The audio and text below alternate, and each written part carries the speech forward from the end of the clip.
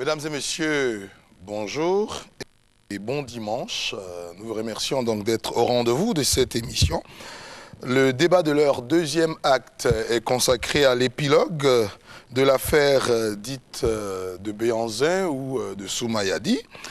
Épilogue qui, semble-t-il, est favorable à l'Église de Dieu en Côte d'Ivoire, s'il en est. Ainsi, au terme d'un procès qui a rendu son verdict en moins de 2 semaines, soit 5 ans pour le béninois Guédébé Armand et 4 ans pour Soumaïadi, d'autres peines également pour leur co-auteur.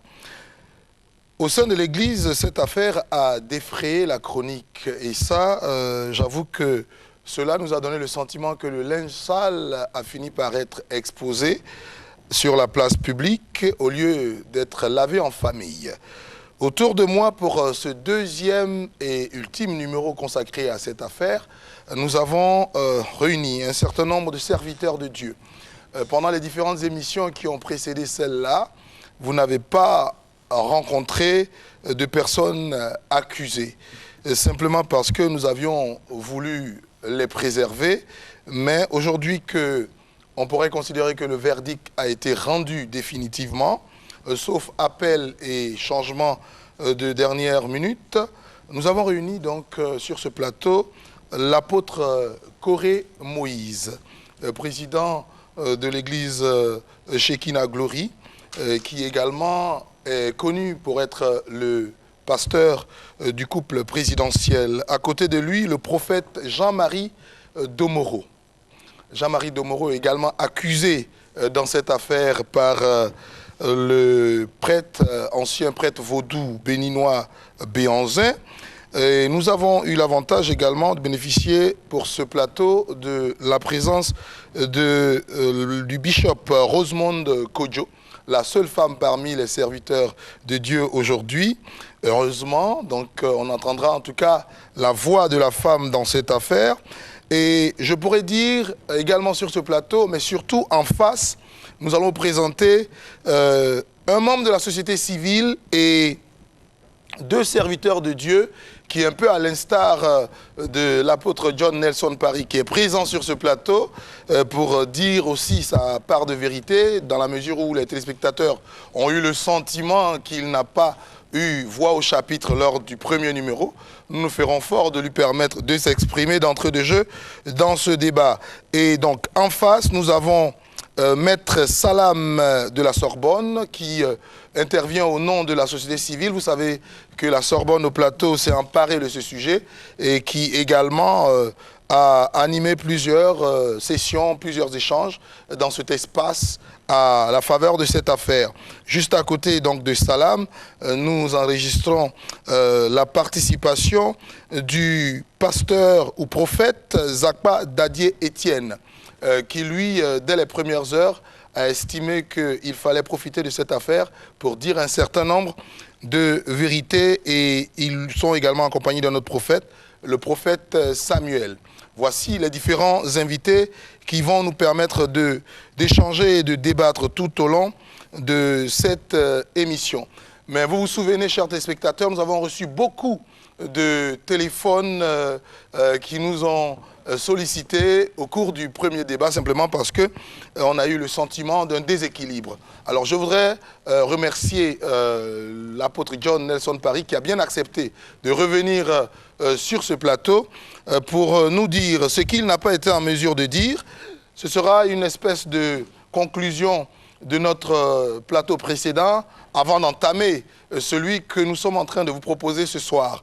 Apôtre John Nelson Paris, vous confirmez, vous avez été obstrué en termes de capacité d'expression lors du débat précédent?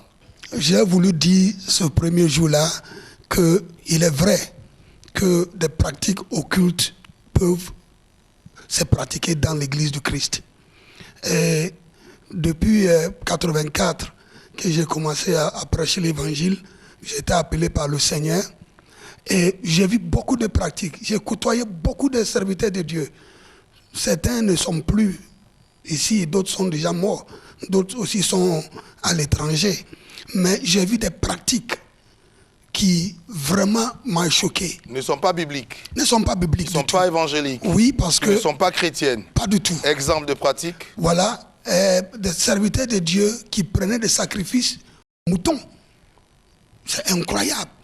Des serviteurs de Dieu qui conduisent des gens dans la forêt pour brûler les habits afin de faire un sacrifice dit purificatoire. Vraiment, on ne peut pas... Alors à l'époque, vous ne saviez pas que ce n'était pas biblique, c'est par la suite que vous avez compris, ou bien déjà à l'époque, cela vous choquait? À l'époque, ça me choquait. Et j'ai commencé à parler.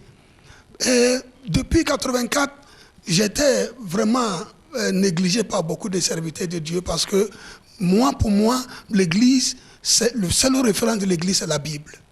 Et donc, toutes les pratiques doivent avoir ces références dans la Bible. Il faut préciser que ces pratiques ne sont pas des pratiques que vous avez expérimentées en Côte d'Ivoire.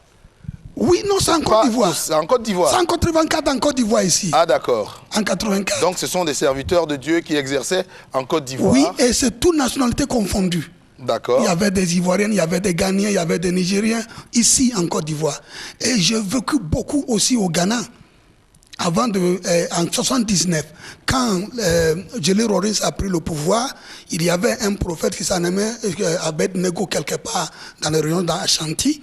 Et il a fui. Et lorsqu'ils ont cassé son temple, ils ont vu un bassin rempli de sang humain, caché là où il y a la chair. Et ce pasteur est venu ici en Côte d'Ivoire. Je l'ai croisé ici avec son petit frère. Après, il est parti en Europe. Je ne sais pas exactement là où il est.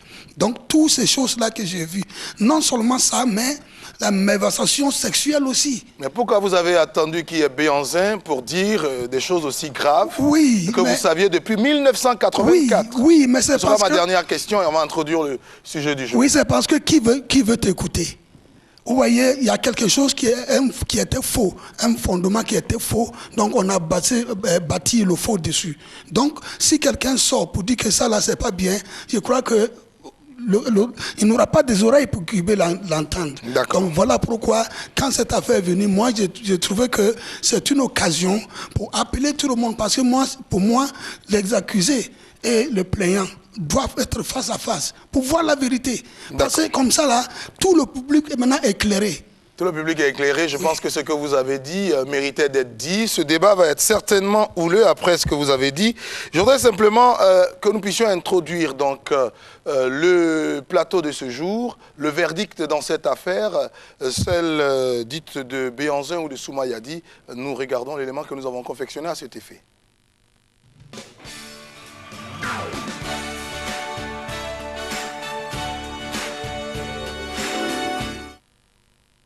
Au plan historique, le nom de Béhanzin correspond bel et bien à celui d'un illustre roi. Le roi du Dahomey qui régna de 1889 à 1894. À cette époque, celui-ci lutta farouchement pour préserver l'indépendance et l'intégrité territoriale du Dahomey, son pays, qui correspond à l'actuelle République du Bénin. Le roi Dahomey, malgré sa glorieuse résistance face aux troupes françaises commandées par le général Dodds pour s'opposer aux conquêtes coloniales, entre 1892 et 1894, Béhanzin va devoir signer la reddition le 25 janvier 1894. Le 30 mars 1894, le roi Béhanzin est déporté à la Martinique. Le requin, comme il aimait à se faire appeler, quittera la Martinique en 1906 pour l'Algérie, quelques mois plus tard. Après sa mort en exil, la dépouille mortelle du roi destitué retrouvera le sol ancestral en 1928. Plus proche de nous dans l'actualité, le dossier dit de l'affaire Béhanzin ne nous réconcilie guère avec le prestige historique d'alors. Ce dossier est fort clos depuis le lundi 9 juillet avec le verdict du tribunal de première instance d'Abidjan. 10 minutes seulement ont suffi pour prononcer le verdict d'une audience qui avait duré quelques jours avant, 10 longues heures. 5 ans d'emprisonnement ferme pour le premier cité, c'est-à-dire Ataï Kodja Armand Guédégbé, coupable de faits de charlatanisme, de diffamation et de troubles à l'ordre public. 4 ans d'emprisonnement ferme pour Soumayadi, l'initiateur du dit scandale. Ce dernier est reconnu coupable de troubles à l'ordre public et de diffamation. Soumayadi, président des intercesseurs pour la Côte d'Ivoire, qui avait récemment confié aux journalistes au cours d'une conférence de presse que ce procès serait pour lui une occasion de faire éclater la vérité, n'a finalement pas été capable ni en mesure de convaincre la justice sur la véracité des accusations portées contre tant de personnes incriminées dans le VCD qui a défrayé la chronique ces derniers temps dans l'actualité en Côte d'Ivoire. Leurs complices que sont Serge Yapo Amonkou et Marc Mathieu Ngoran-Yao ont été eux aussi condamnés, respectivement à 3 ans et 12 mois de peine avec à la clé 500 000 francs d'amende. Les condamnés ont été aussi contraints à payer des frais de dommages et d'intérêts aux personnes diffamées. Ainsi, le député William Atebi et le pasteur Siaba de l'Église universelle recevront chacun 1 franc symbolique. Quant au pasteur Guy Vincent Kodja, Paul Ayou, Jean-Marie de Moreau et l'apôtre Didier Ya, ils ne recevront en définitive qu'1 million chacun de la part de chaque coupable. Il a été ordonné, par ailleurs, la saisie des VCD produits. S'étant rendu compte qu'il n'avait plus aucun espoir d'être remis en liberté, Béhanzin Armand n'a pu contenir ses pleurs. À l'origine de ce procès, la parution d'un VCD relatif à un témoignage de conversion au christianisme de Béhanzin Armand, un prétendu ancien prêtre vaudou. Un adepte de vaudou, mais aujourd'hui converti à Christ. Et quand j'étais dans le vaudou, j'avais croisé plusieurs personnes, des hommes de Dieu, que je vais citer l'un après l'autre. Après ça, on s'est croisé à Abidjan et il va repartir au Bénin. À son arrivée au Bénin, c'était pour éliminer 2 curés pour pouvoir avoir une place. Parce que ces 2 curés l'empêchent de faire ce qu'il voulait faire parce qu'on dit qu'il n'arrive pas dans le vaudou, même pas à l'église. Il y a 2 mois de cela que des exemplaires de VCD du témoignage de Guédébé Armand alias Béhanzin, accusant des personnalités politiques et religieuses, des sportifs et des artistes d'avoir sacrifié des bébés pour obtenir pouvoir, richesse et gloire, se sont vendus comme des petits pains à Abidjan, provoquant ainsi une onde de choc dans la société ivoirienne et surtout dans le milieu chrétien. Des CD ou VCD sont dans la circulation et il y a là-dessus un témoin qui parle.